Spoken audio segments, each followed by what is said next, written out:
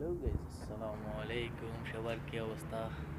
আজকে সৌদি আরব প্রচুর পরিমাণে বালুর ঝড় হইতেছে।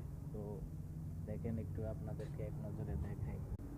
এই যে আমি দেখাইতেছি, এই যে দেখেন প্রচুর পরিমাণে বালু, প্রচুর পরিমাণে বালু, এমন বালু উঠতেছে মানে তাকানো যাইতেছে না।